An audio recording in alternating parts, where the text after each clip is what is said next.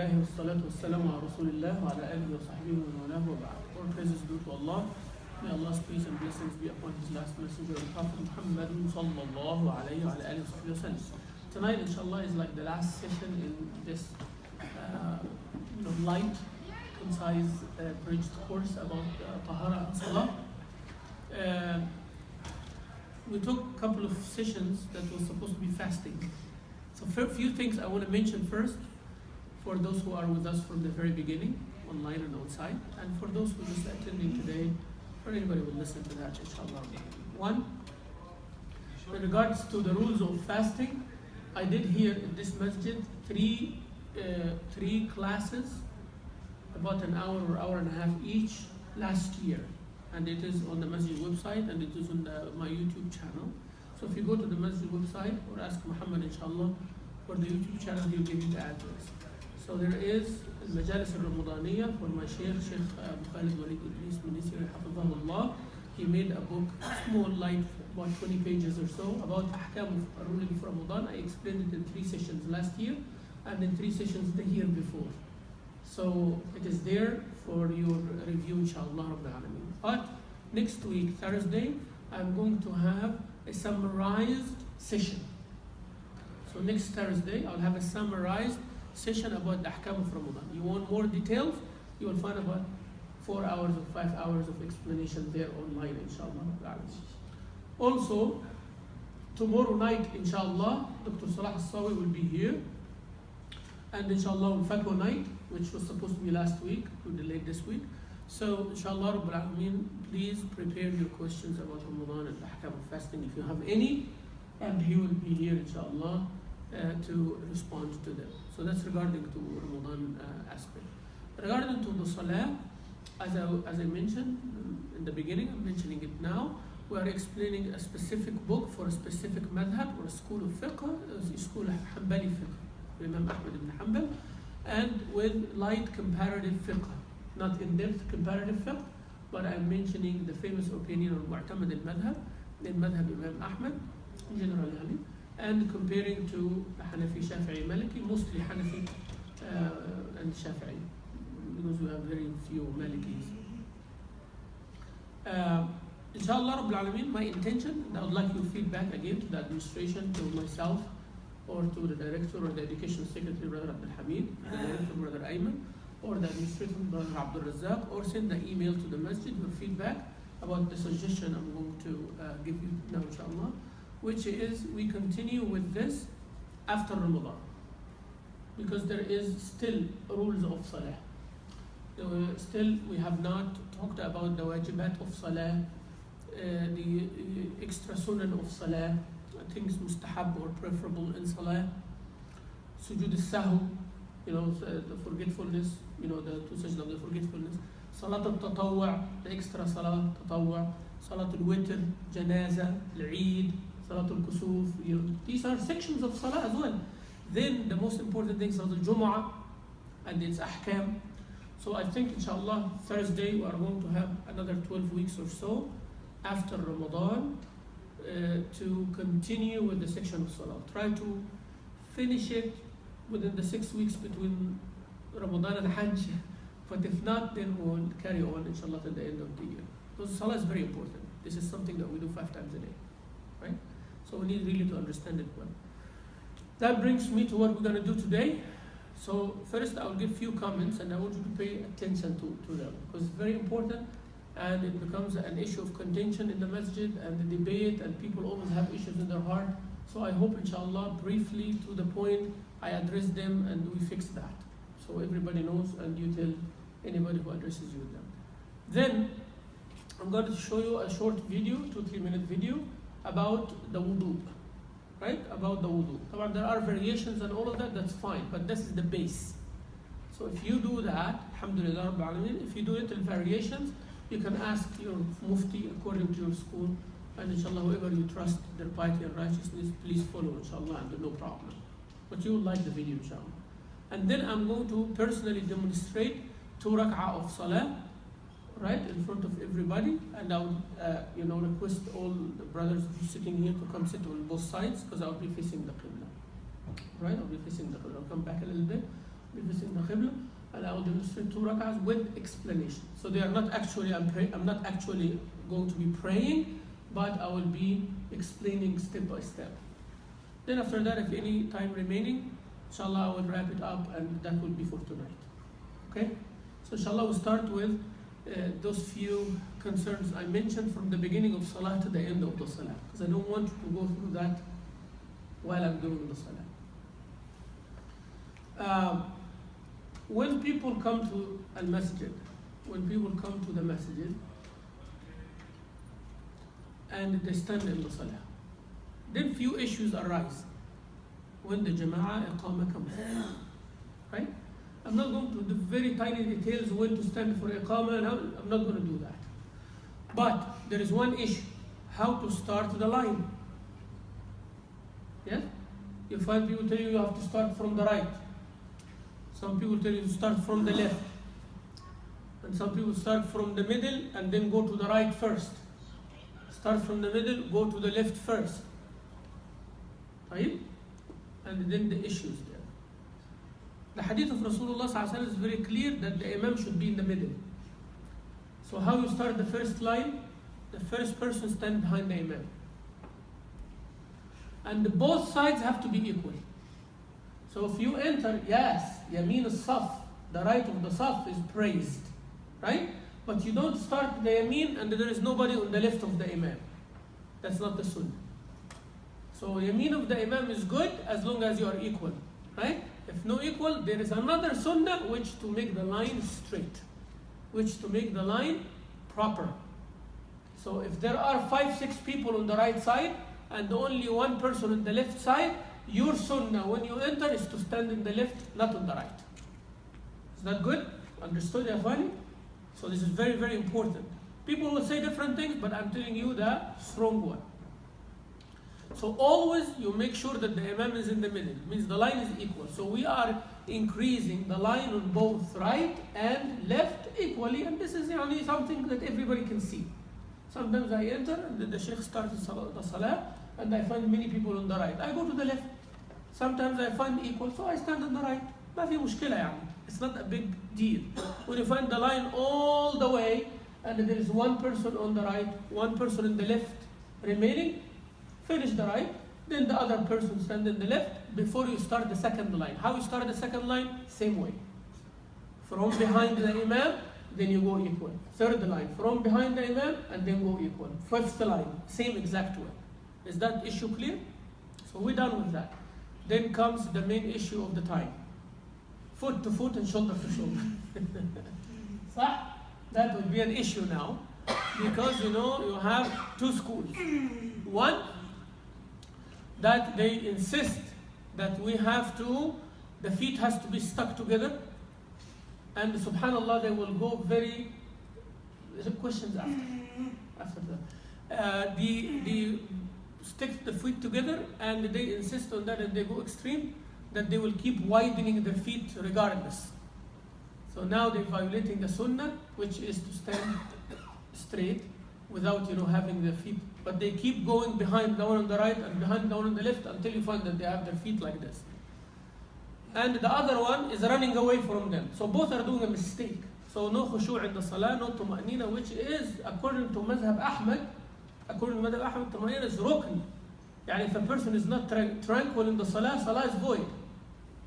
Okay, so either way, this is too much. Okay, so if the person beside you is aligned, but they don't want to stick their feet, now I know that I'm going to be attacked in Houston for this one. And they don't want to stick their feet to yours, don't run behind them. Your feet is parallel to your shoulder, Alhamdulillah Rabbil Alameen, the line is straight. There is a space between you and them, don't worry about it, because this is an issue of your salah. And this feet to feet and all of that is to start the salah. It's not to be busy with it during the salah, ya khwani. Why you make it?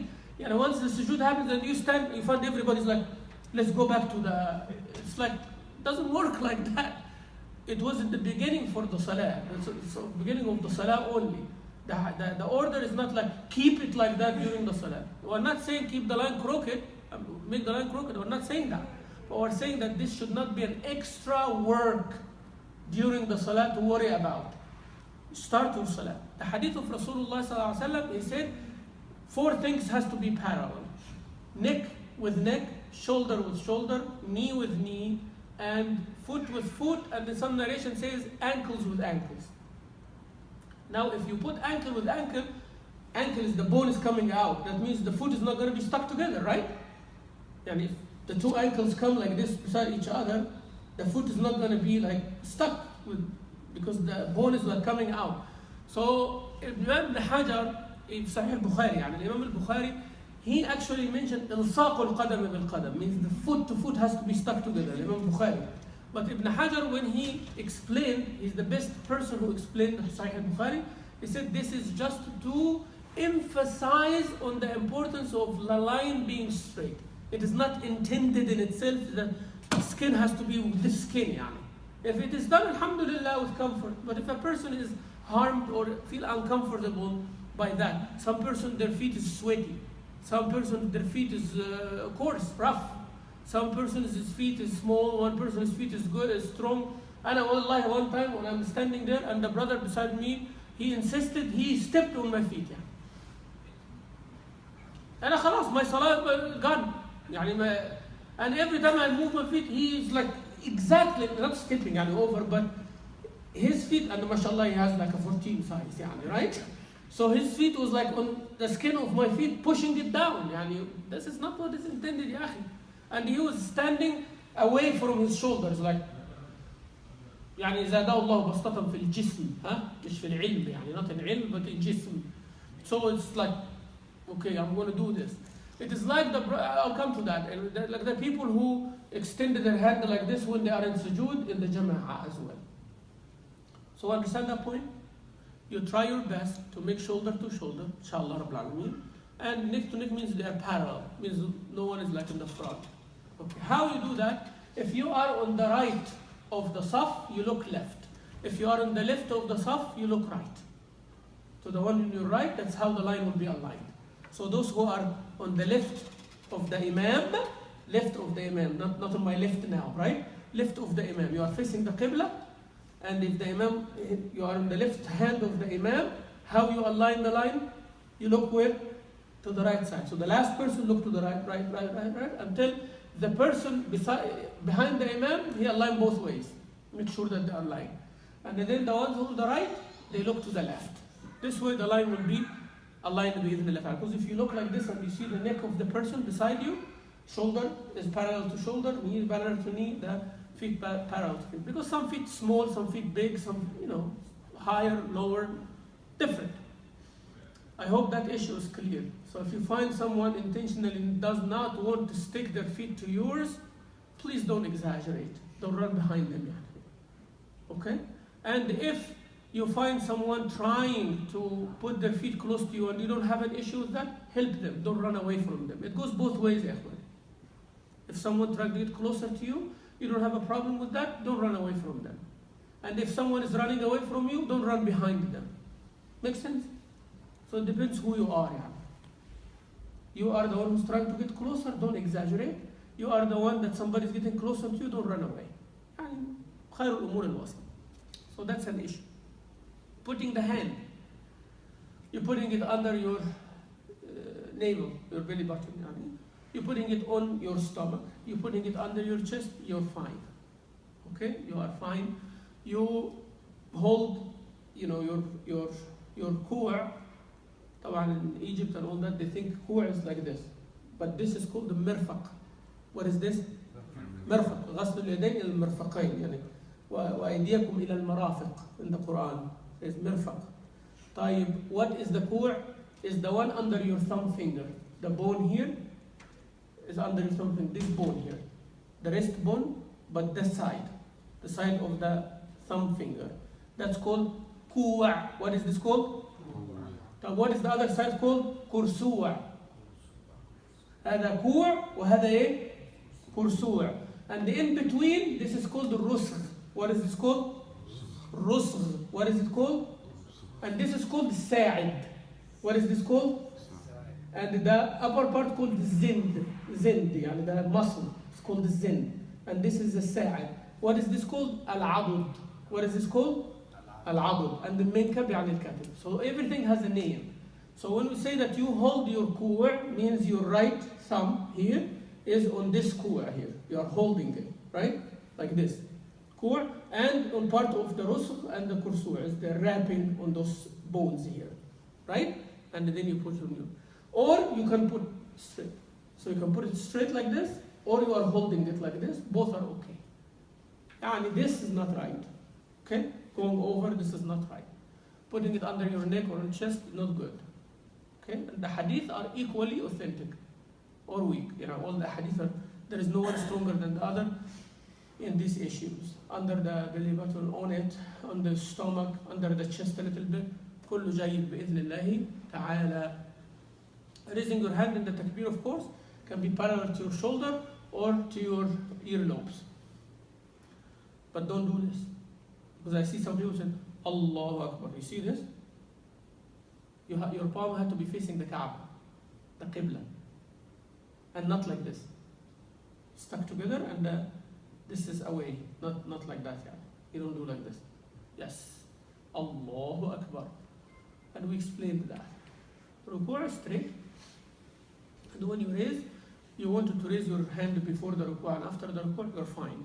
You don't want to raise your hand, you're okay. No big deal يا اخواني. Okay? For ruku' say Subhana Rabbi al-Azim at least once. If you want to say 3, this is the sunnah. For the imam or when you are in tahajjud, akmal al-kamal, the perfection of perfect is like if you do 10. If you do what? 10. But you can do 3, 5, 7, 9 or 10. So that's another issue of contention. That one of the holding and all of this. Going to sajda, after you raise from ruku' and you stand, say Sami Allahu liman hamidah. Going down to sajda, another issue. Go with your hand, you go with your hand or you go with your knees. It's okay. According to Madhab al-Hanbali, I think Hanafi as well, you go down with your knees first, then your palms, right? Then your knees, then your palms, then your head, and you make sure your toes are like on the ground and they are facing the Kaaba as well. So it's not like this, but they are straight, and your toes are like bent to face the Kaaba.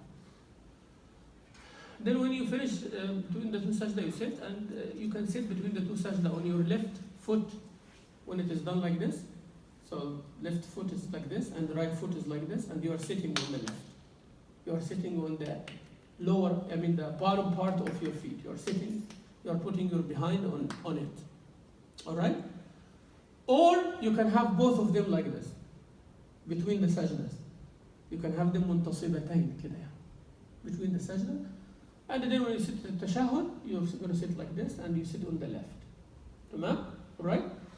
So then, after that, you're going to stand up. You find some people, they sit first like tashahhud, then they stand up. Okay? They don't stand up straight. Sahih is that you stand up straight, by the way. You put your hand on your thighs and stand up if you can. If you cannot and you have to, use the ground, lean the ground to stand up, that's fine. But if you can, it's better, actually stronger for your muscles and all that. Put your hands on your thighs and you go up, if you can. Alright, so this, لا يكلف الله نفسا إلا وسعها. But sitting like this, according to us and Hanabila, they said that's an extra act. Extra act like tashahhud. And there is no single posture in salah without talking in it. When you're standing, you read, you recite, right? And when you do ruku', what do you do? Dhikr. And when you raise from ruku', there is what? Dhikr. And when you go sujood, there is dhikr. When you sit between the sajda, there is dhikr. That's a rak'ah, okay? So after the second sajda, you should stand up straight. Why are you sitting first? What do you say in that sitting? Nothing. Alright? And the hadith about it is narrated by Malik ibn al-Harith radiallahu anhu, and this was at the end of the life of Rasulullah sallallahu alaihi wasallam. So the scholars said that because Rasulullah was sick at that time, was old, so could not stand straight. Okay, but all his life he was standing straight. All right? So this is also another issue of contention you'll find among people, but if somebody doing it, they are not voiding their salah or anything like that, so we should not fight about it. Yani those who are doing it, don't feel that you are better than others. And those who are not doing it, don't feel that the others are doing wrong, okay? So both Rasulullah ﷺ did, and it is an issue of the debate among scholars, so don't make it a big deal. Those issues I'm telling you, when you enter the masjid, how to start the saf, don't make a big deal about it. When you stand behind the imam and you raise your hand, don't make a big deal about it, up or down. When you're holding your hand, don't make a big deal about it. When you're going down on your knees on your hand, don't make a big deal about it, please. Okay, for those who are raising from first rak'ah and they sit for a couple of seconds, then they stand, don't make a big deal about it. Okay, those who depend on their hands to stand or on their fist, don't make a big deal about it. But when you're going down to sajda, either you go on the palm of your hand or you go on the knees, don't go on your fist. That's one way. طيب. What will be the next issue of contention is when you are in tashahhud. Right? It bothers too many people. Bothers too many people. Bothers too many people. Right? يا أخوان يعني the hadith of Rasulullah صلى الله عليه وسلم Rasulullah صلى الله عليه وسلم يشير بها ويحركها. He is pointing with it to the Qibla and he is moving it. That word moving it, that is the issue. How many times moving it? When is he moving it? Different understanding. So different understanding, خلاص, leave it open. If Rasulullah wants it one way, it would have been one way. خلاص? Clear? Yani he did not tell the man and hope and he told him stand in the salah. You do. He explained details in salah for the person who could not pray right. Remember the hadith? The person who entered and he told him go back and go back and go back, and then he taught him the salah. He did not tell him and make your sababa like this. He did not tell him that.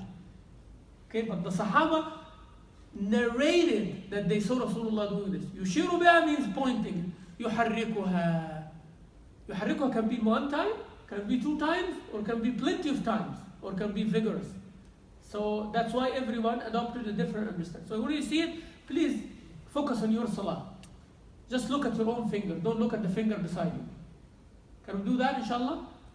Yeah, either look at your sajda place. Imagine if the scholar said, you always look at your place of sajda during the salah. Some of the ulama said, unless, except one position, when you are doing the tashahhud, you look at your finger. So don't look at the finger beside you or here or there.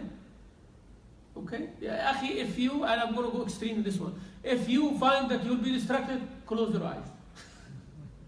ريح نفسك يعني عشان يعني because fasad that will come hating people and thinking about this, distracting your salah is worse than closing your eyes. You should not close your eyes without a need in the salah. Okay? But I'm just telling you. So according to the Mu'tamad in the Madhab al-Hanabila, you raise your finger, sababa. هذه اسمها sababa. What is it called? You know what is the sababa mean? تسب, insulting يعني. Insult. Yes, the Arab, whenever they insult someone. So that's why they call this is the insulting finger. سبابة ليست سابة. سابة تسب مرة واحدة يعني. But سبابة يعني بتعمل كده على طول. Always the person is moving around. That's why some of the ulama call it المسبحة. يعني when they accepted Islam and all that, they call it إيه المسبحة because you do tasbih. When you say لا إله إلا الله, you raise, right? So that's a polite name. But sababa, يعني everybody call it sababa without indication. But I'm just telling you the origin of the word. Sometimes the origin is bad, but the word is used with no connotation. Sometimes the word is good, but it is used in a bad connotation, right? Like the word kafir. Kafir means farmer. But now the word is originally a good word, but used with a bad connotation for the one who is hiding the religion. Okay? So we're not going to use it for the original one. So it is used with connotation. Sababa, يعني خلاص, people call it sababa, يعني they don't come in, it doesn't come in their mind that you are insulting someone. So this is called al-ibham. What is it called? Ibham. What is it called? Thumb finger. Well, sababa or musabbiha. Sababa or musabbiha. Right? Well, wusta, the middle finger. English middle finger, Arabic middle finger also. Wusta. But by the way, doing the middle finger only is not an insult in Arabic. Huh? Arab people, mashallah, they will point with their middle finger everywhere. It's no big deal, huh? Middle finger everywhere. People will, when you ask them for direction, they will point with their middle finger to the street. You become offended as an American, but I'm just telling you. So middle finger is wusta. Here middle finger mushkila, birdie, da mushkila, like flying.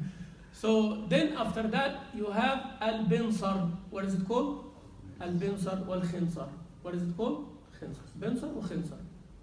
Binsar wa khinsar. You will use al-khinsar, inshallah, in the wudu. You will see how you're using it at the pinky finger. So you have the ring finger, pinky finger, middle finger, index finger, and thumb finger. They have also names in Arabic. So you put your thumb finger, al-ibham, with al-binsar wal-khinsar, like this. Wal-wusta, resting on the ibham, and you are raising your sabab. According to Madhab Ahmad,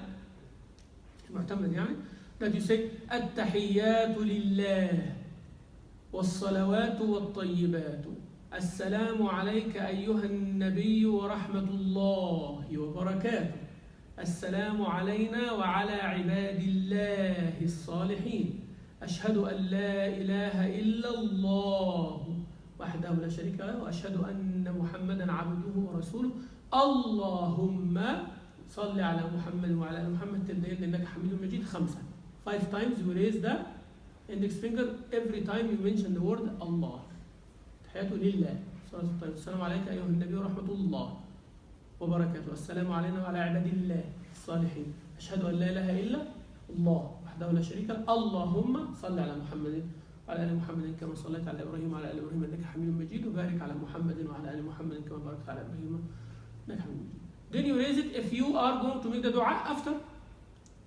اللهم إني أعوذ بك من عذاب جهنم اللهم إني أعوذ بك من فتنة المحيا والممات اللهم إني أعوذ بك من عذاب القبر اللهم إني أعوذ بك من شر فتنة المسيح الدجال السلام عليكم السلام. You get it? That's one way. Other way, you might find mostly we're following the Hanafi, only raise it when you say أشهد أن لا إله إلا الله. In the shahada, كلمة شهادة يعني. Right? That's fine too. Some they raise it in the la.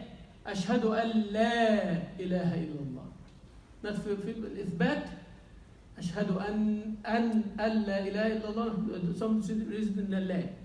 Okay? So this is okay. If you keep doing that all the ماشي. You raise it only on those, okay, you keep it raised, that's fine too. So don't make it a big issue of contention, inshallah. Salam. Then we'll do the video, inshallah. If you can come in there. Huh? So,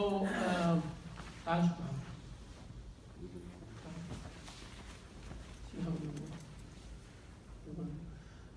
when you do the salam, you notice that when the imam say assalamu alaikum wa rahmatullah, some of the ma'mum use already on the right side. صح? Right? Or am I wrong? Am I right or wrong? Right. Yeah. So you wonder why? Okay? The ulama make ikhtilaf on being with the imam. Does it void the salah or not, and when? Okay, that's one issue. According to Ahnaf, it's not a problem if you do with the imam. Yani if you do the ruku' with the imam, or the qiyam with the imam, or the sujood with the imam, you are okay as long as you don't do takbirat al-tahrima with the imam. Alright, brothers? Are you paying attention with me or with the screen? Now, معايا الأول يعني. The screen inshallah will be fixed in a minute. So, yeah, ask me not to come do it. This one, stop. I don't know. It's playing in the background. Yeah. So now, so you find that they differed on going with the imam or not. So that's one way. That's why they go with the imam. The other reason is, according to Hanabila, for example, both taslimas are wajib in the salah. Right? Both. But according to the majority, the first one only. So not the second one. So that's why first one is important. If somebody does the first one only, that's fine, enough. Okay, so those are the two reasons. So if you find someone going with the imam, it's okay. according to their madhab. But it is better to wait until you hear the Imam, Assalamu alaikum wa rahmatullah, finished, then you go and you do salam. It's better for your salah than to follow the Imam, and once he execute the pillar or execute the posture, the position, then execute after him. That's better for your salah and for your tranquility as well. So this basically covers all this issue. So now let's do the wudu, then I'll demonstrate inshallah the 2 rak'ah of the salah, then we will wrap it up inshallah after that.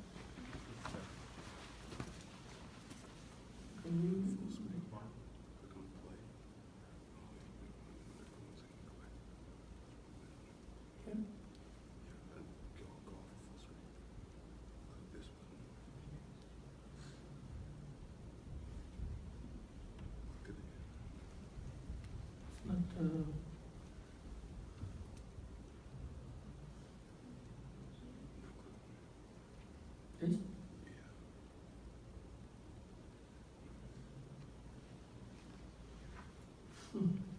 I always know the technology is always like that. Whenever the time comes, it doesn't work.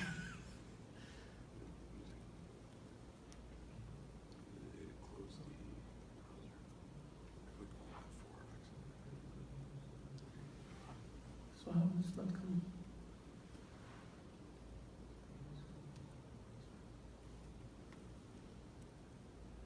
There is something that we do with it goes to the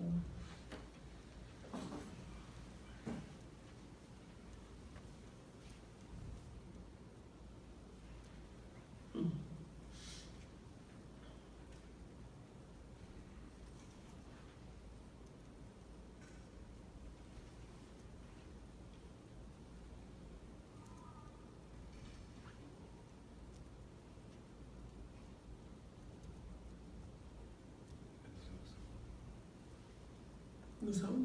No signal. Yeah.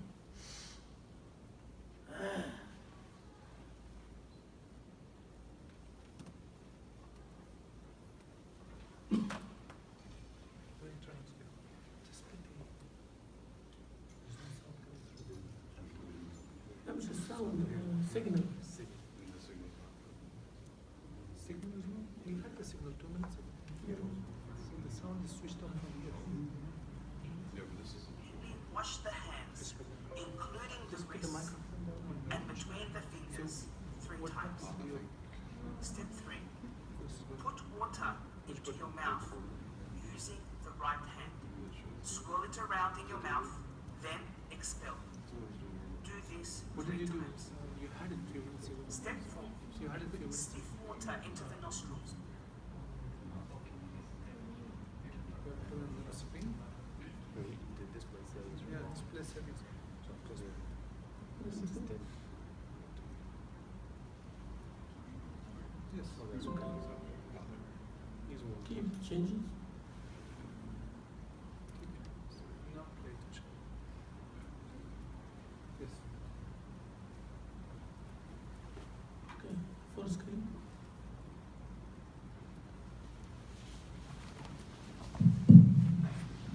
Yeah, if I want to stop, I just press the space bar. Yeah. Yeah. So I play channel. Then you perform the following steps of wudu in order. Well, that's the whole. Okay. Step 1. Begin in the name of Allah by saying Bismillah. Step 2. Completely wash the hands, including the You see that he's doing the rest, right? And between the fingers, and the nails, and around the nails. And if you have like extra skin, you know, those folds of the skin. So make sure that you are doing all of this. Also make sure that if you have a ring, you move it. So make sure that the water is reaching everybody as much as you can, right? Because it's very important. wrists and between the fingers 3 times. Step 3. Put water into your mouth using the right hand. Swirl it around in your mouth, then expel. Do this 3 times.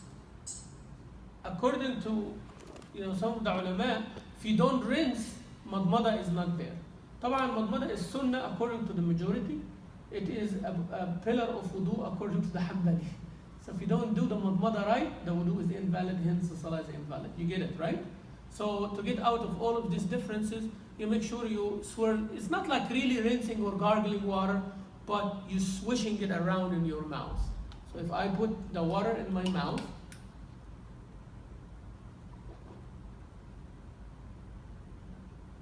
turn around.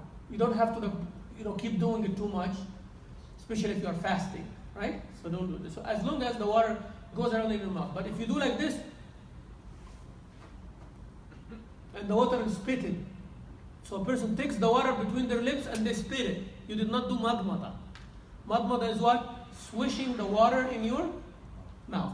Also, as you see the istinshaq, you have to do, you see it, right? Don't exaggerate too much, but that sound, suction sound, that suction mechanism is important.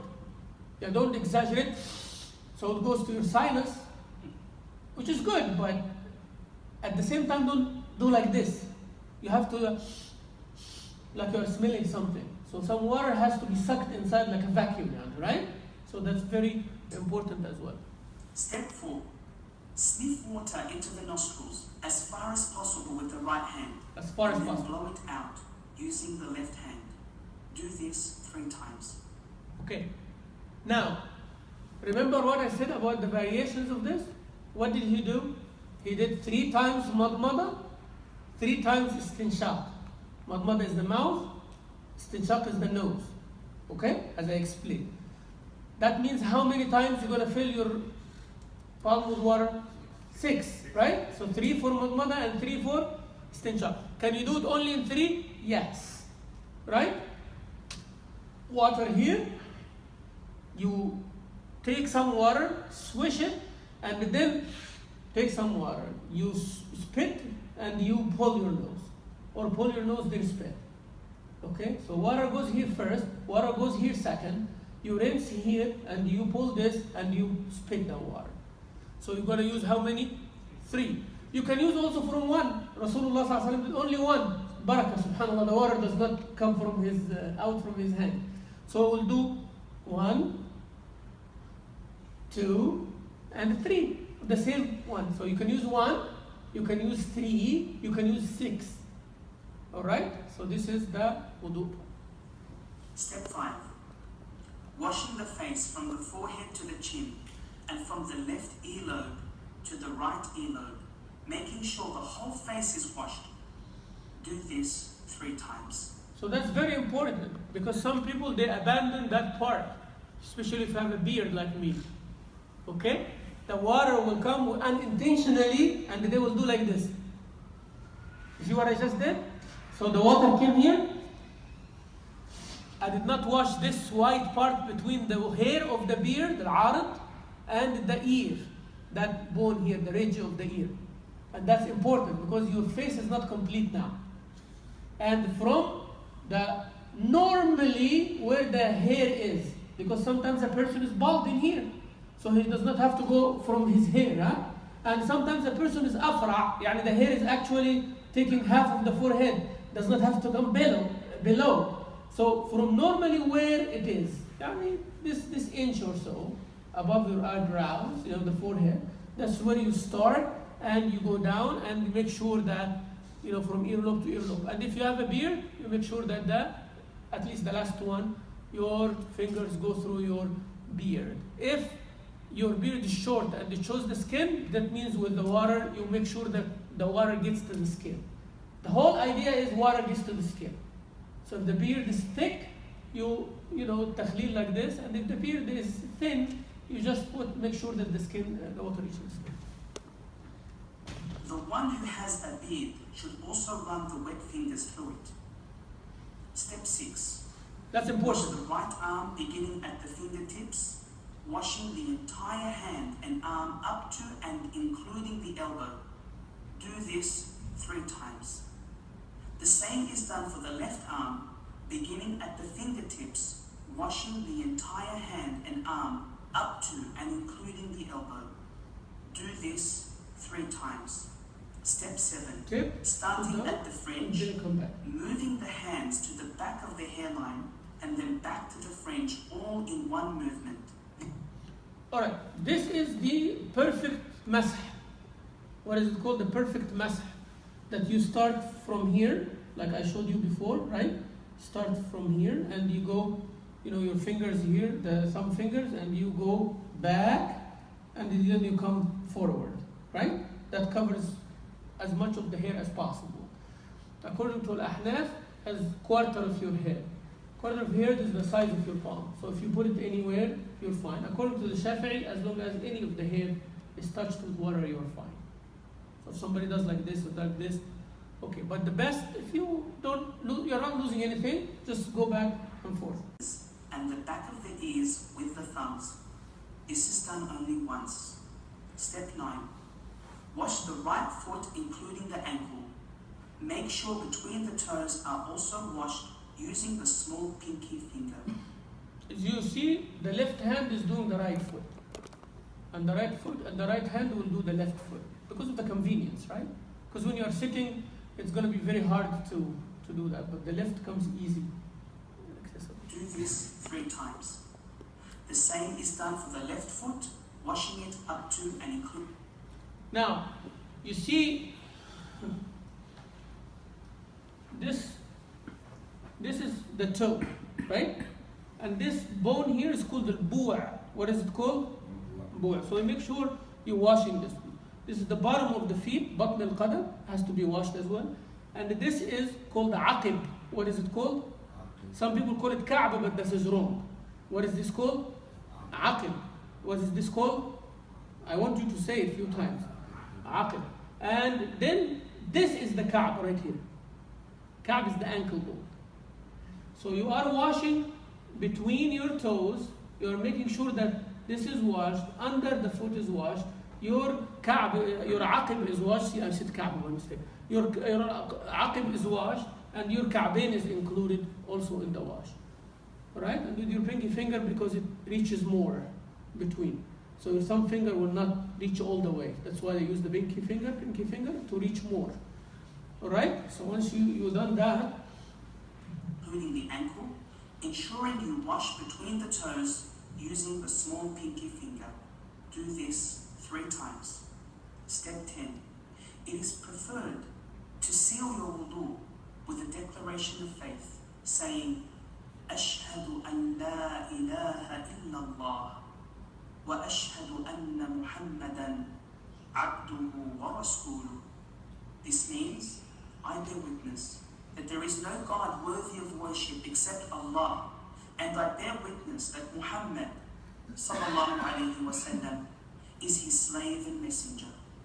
You may also add to this saying, Allahumma ja'alni min al-tawwabin wa ja'alni min al-mutatahhirin, which means, O Allah, make me among those who turn in repentance to you, and make me among those who purify themselves.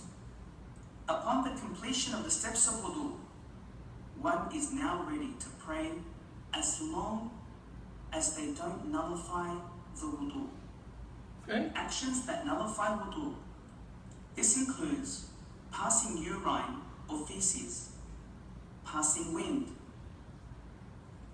Other things that nullify wudu include deep sleep, whereby one loses awareness, unconsciousness or intoxication, touching the private parts with the hand and fingers without a barrier, intimate relations between husband and wife. If a person forgets whether they have nullified their wudu or not, then this does not nullify their ablution, regardless of whether the person is praying or not, until they are certain that they have nullified their ablution. Don't forget that you must perform the steps of wudu in order. Alright, so this is clear inshallah for the wudu. You can move this now and the screen up inshallah. You asked about That's my friend Sheikh Muhammad.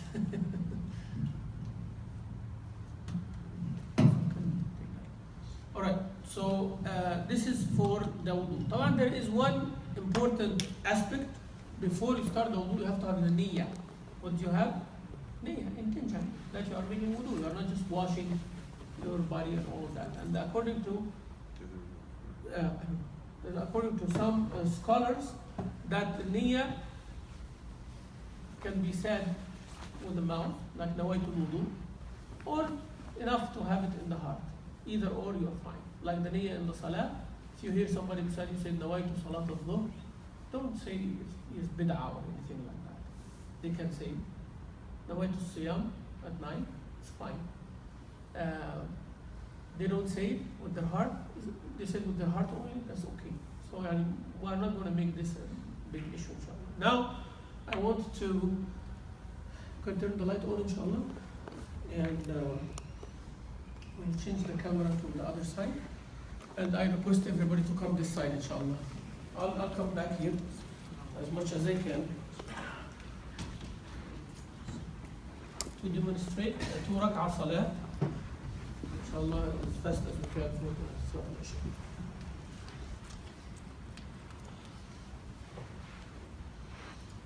All right.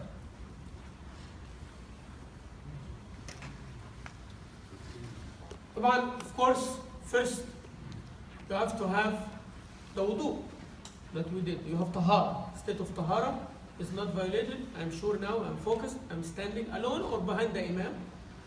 You do the niyyah, as I said, it's in your heart. I'm going to pray 2 rak'ah nafil, 2 rak'ah istikhara, praying behind the imam 4 rak'ah isha, asr, dhuhr, 2 rak'ah al-fajr. Yani your niyyah is what are you doing. It's not enough that you come from home for Salat al-Fajr and you just join. That's why I'm emphasizing on this. So when you stand there, you have to have that niyyah. If you say nawaitu Salat al-Dhuhr, okay. If you don't say, that's okay too. Right? To get out of this, just keep it to your heart. Yani. People don't say you are bid'ah or this or that. Yeah, we have this, religious police, everywhere. So once you start, you face the Qibla, facing the Qibla as well. Again, and I mentioned in the Qibla, don't make a big deal if you are tilted a little bit right or a little bit left, because you are facing the common direction of the Kaaba. So between the north and the east is, inshallah, Qibla to the Qibla toward the east. So if you're a little bit to the north or a little bit to the south, you're fine. Alhamdulillah, in Masajid, we have iPhones, we have everything. You can decide the Qibla easily, inshallah. Then you raise your hand for the takbir. Allahu Akbar, you see, parallel to my shoulders, right?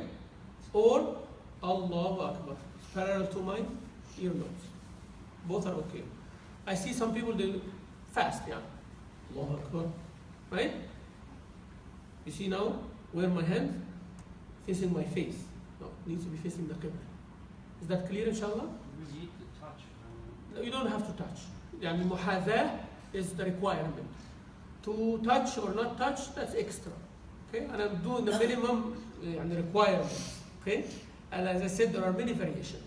Right? So Allahu Akbar, or a little bit up, Allahu Akbar.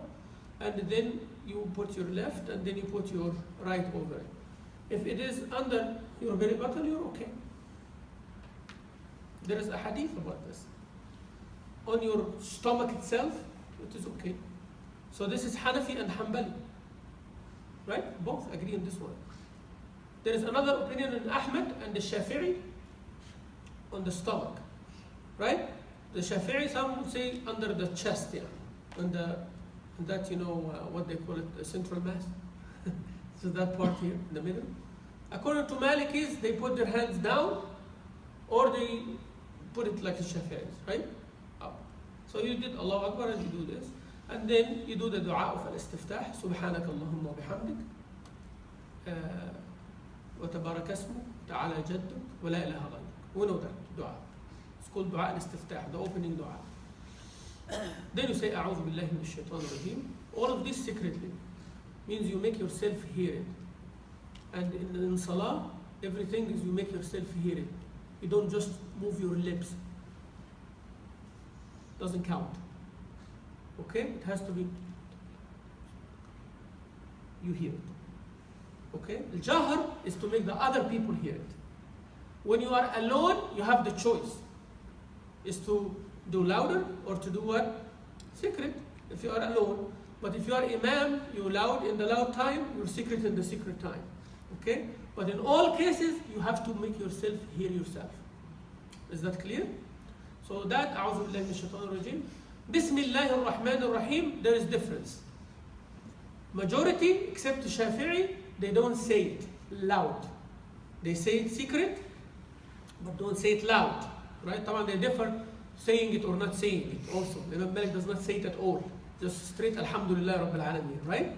But the others said no, you say it, but they differ, say it secret, everybody, say it loud, Imam al-Shafi'i, so say Allah Akbar, then after the dua say Bismillahir Rahmanir Rahim, Alhamdulillahi Rabbil Alameen, Shafi'i, huh? Everybody else, Alhamdulillahi Rabbil Alameen. You hear me doing that. Okay, so here you are holding, as I showed you, or you are putting your on part of the rest, and your, the right over the left, over the rest. Or you are holding the bones here, the wrist bones. You finished, you say Surah Al-Fatiha, and you have to read it slowly. It's not like this. Don't do that. Because most of the people, they do that, unfortunately, when they are alone. No, it's not. This is not a suffice qira'ah.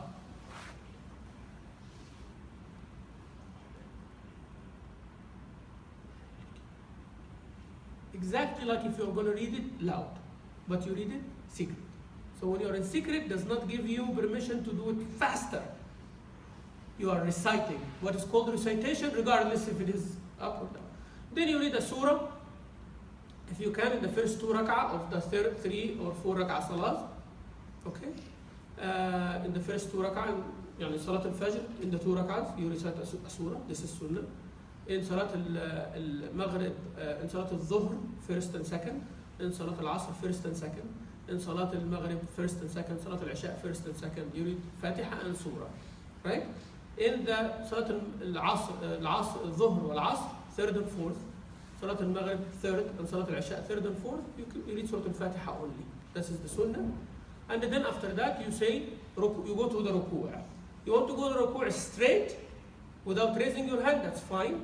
You want to raise your hand like you raised it for Takbirat al-Ihram, Allahu Akbar, and then you go for the ruku'. طبعا, when I'm standing, I cannot stand like this, with my feet close to each other. When I'm standing, I don't stand like this, my feet close to each other. And I don't stand like this. I'm sure you see brothers like this. I'm 100% sure there are brothers like this. Watch for Isha tonight. And if you think that I'm exaggerating, you'll find someone like standing كده ما شاء الله يعني like a mountain. لا, you parallel to your shoulder, straight. If the person beside you, alhamdulillah, they're foot to foot, great. They're not foot, don't run behind them to, and the other guy's running away and you are running behind them. It's not salah anymore, خلاص. فيعني take it easy. If a person is trying to get to you, don't run away from them, and you don't run behind them. خلاص, your salah, alhamdulillah, shoulder to shoulder as much as you can, as long as the line is straight. That is the important part, that the line is straight, nobody is front, nobody is behind. That is the part that we should take care of. And that is where I tell the brothers, please be careful when you have your children with you, that they do not make the line crooked or they make the line open. Because people get overzealous, right? They stand in the first line and they have the child, boy or girl, with them. And that's a debatable issue also, boy-girl thing, right? So they put them beside the adults, and then the child starts moving like this, and going like this, and getting that part busy, but the line is not straight. The whole line is not straight anymore. That is more important than foot to foot and shoulder to shoulder. Yani sticking them together. The line is straight, even there is no touching, physical touching, that's fine. But the line is crooked while touching is no good. Alright? So when I go to the ruku', I raise my hand or not, that's up to you and your madhab. And then you go down to the ruku', and you grab your knees with your hand, with your fingers open, and you grab your knees and make sure that your back is straight. This is not acceptable. Like going like this. Some people, subhanallah. See? They just no خشوع, no طمأنينة. You are not in a shocks, that you are not like, and something like spanked you or like pushed you back, like whoop whoop, like لا, في طمأنينة. الرسول صلى الله عليه وسلم said واركع حتى تطمئن راكعا. يعني he told the man until you feel the ركوع, until every bone goes in that. So ركوع, and you don't exaggerate too, either, and don't bend your knees, right? Unless you have medical condition, that's another story. So I'm in the ركوع, سبحان ربي العظيم, and the head don't make it up, and don't go like this. You're watching your sujood, right? سبحان ربي العظيم. Don't say, what is that? So it's سبحان ربي العظيم, سبحان ربي العظيم, سبحان ربي العظيم, 3 or 1, that's okay enough. Then سمع الله لمن حمده. Couple of seconds until you are taking your breath and say ربنا لك الحمد. That's the minimum. Or اللهم ربنا لك الحمد, اللهم ربنا ولك الحمد, حمدا كثيرا. It's up to you. But at least ربنا لك الحمد. Enough to say those 3 words. Some will do like this. I'm sure you saw that. Right? Yes. That now you avoided one rukn. That rukn is going up. You did not go fully up. If you are here and then you make sajda, there is no qiyam. This is called qiyam. You understand the importance of this? اعتدال من الركوع has to be with standing. You have to stand. After you've done that, you can go with your knees first or with your hands first. That's all right. So, Allahu Akbar, hands first, knees second, face third, and then make sure your toes up. I'll show you the toes in a minute. That's one way. The other way, opposite now. Not the hands first. Allahu Akbar, you can raise your hand or not. So you raise from ruku', Allahu Akbar. Now the toes are there already. Knees, then hands, and then nose and forehead. Most important thing is the forehead. If somebody raised their nose, it is not the sunnah, but their salah is not void. So don't make a big issue that they voided the salah, but they did not follow the sunnah. 2 different things, right? Some people go aggressive that if your nose not in the ground, your salah is void. Now don't rush to this kind of judgments unless you know what you're talking about. All right? Salah is voided by certain things, not voided by certain things, but less reward not following the sunnah. That's all about it. So we go down. Now, where are your hands when you are doing the sajda?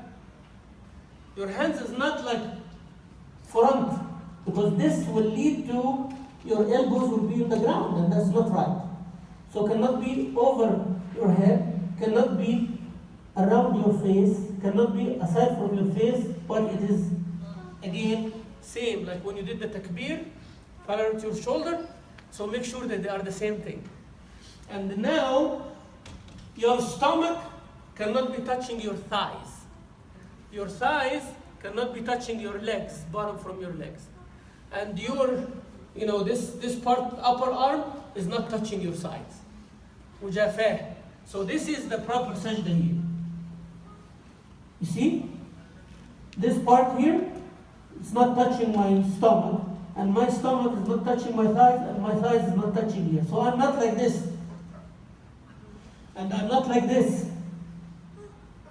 And I'm not like this. And I'm not like this.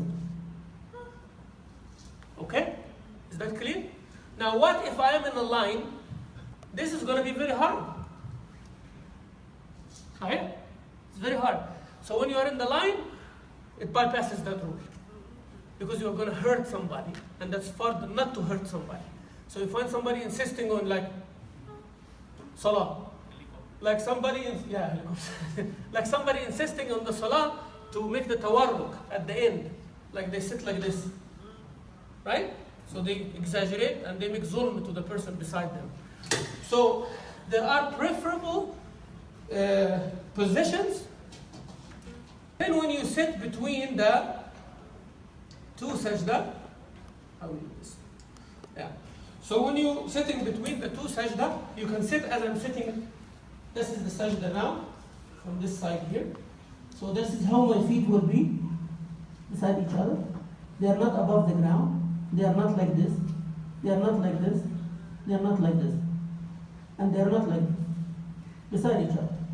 It is the best. If somebody open, their salah is not voided, but this is better. When you go up, watch. You see what happened here? This one is straight, the toes facing the Qibla. I am sitting on the bottom of my left foot. Okay? What if somebody did this? That's all right. But sunnah is this. Between the two sajda, if you do this, you're still okay. And then go to the second sajda. Both are up. Or the right is up and the left you're sitting on it. Or this, it's okay. But don't put them over each other. And don't put them crossing each other. So once you do this between the two sajda, then you're going to repeat the sajda the same way. And then now from this second sajda, I want to go up for the second rak'ah. So I am here. The best way, Allahu Akbar. See? And go up. Put your hands on your sides and go up, if you can. If you cannot, and you are in the sajda, and it is hard for you, you go leaning on the ground to go up, it's fine. You find someone will do this, and then they will go up. This Rasulullah ﷺ did at the end of time, the end of his time. Only toward the end, when he was old and sick, that's why many ulama said that he did it because it was very hard to stand. All his life was doing the other way. So if you find someone doing this, that's fine. If you find someone doing the other way, it's fine. We're not going to fight each other. And please, for Allah's sake, if there is a variation in the salah, never ever think you are closer to Muhammad ﷺ than everybody else. If there is a variation in salah, you're fine. Can we agree on this, inshallah? Yes. So don't impose and don't feel self-righteous. When you're entering the masjid, we don't want that feeling in our heart that all these are Jahil people, or these are Ajam people, or this like that, in your head, yani. That destroys everything. I'm a very blunt person, right? And I like to do this when it comes to the ibadah. Don't do this. You come to the masjid, you leave this ego with your shoes in the shoe rack. Can we do this, inshallah? All this ego, and whoever you are and what is your status in the community, please, with the shoe rack. You are here abd. I am abd, you are abd. I am servant of Allah, you are? Say it, you are? And I am in the house of praying for. That's it. So nobody's above anybody here. Inna akramakum indallahi only with the taqwa. So please, if you know, share your knowledge. If you don't know, go seek knowledge. Know the diversity and the variation in our beautiful religion before judging people. This is more important than feeling you are better than others. Right? So we done one rak'ah. Second rak'ah is no difference. And at the end, you will be sitting in the tashahhud. You will be sitting like I showed you. And then your hands will be on your thighs, not grabbing your knees. You don't grab your knees here. Hands in your sides. And in the right one, you will be making a halqa like this with al-binsar wal-khinsar, with the libham, with the thumb finger, and the pinky, and the ring finger. The middle finger will be resting also, will be resting on the ibham, and you will be raising al-musabbiha or as-sabbaba as we mentioned. How you raise it? You can raise it only in the shahada, kalimat al-shahada, ashhadu an la ilaha illallah, wa ashhadu anna Muhammadan rasulullah, and put it down. That's fine. Or you raise it on the word Allah all the time. You do 4 or 5 times, by the way. التحيات لله والصلوات والطيبات والسلام عليك أيها النبي ورحمة الله وبركاته السلام علينا وعلى عباد الله والصالحين أشهد أن لا إله إلا الله وحده لا شريك له أشهد أن محمدا عبده ورسوله اللهم صل على محمد. That's 5 times. If you are going to do a dua after that, every time there is a word of Allah, you raise your finger. Then you say Assalamu alaikum wa rahmatullah on the right, Assalamu alaikum wa rahmatullah on the left, and the salam of the left is a little bit extra. Salam on the left is a little bit extra, And it is enough one taslima only. A person can say Assalamu alaikum and the salah is finished. Alright? According to the majority, Assalamu alaikum wa rahmatullah. If you see someone while the imam is saying Assalamu alaikum and they are moving their head with them, they are okay too. They are okay too. Right? Because muwafaqat al-imam, as long as it is not in takbirat al-ihram, there is issues among the scholars in this one. Alright? But it's better to wait until the imam finishes. It's better to. But it does not void the salah. So if they are moving their head while the imam is saying Assalamu alaikum, they are moving, that's one reason. The other reason is, the debate among the scholars is the two taslima is part of the salah or the first one only and the second one is extra, sunnah.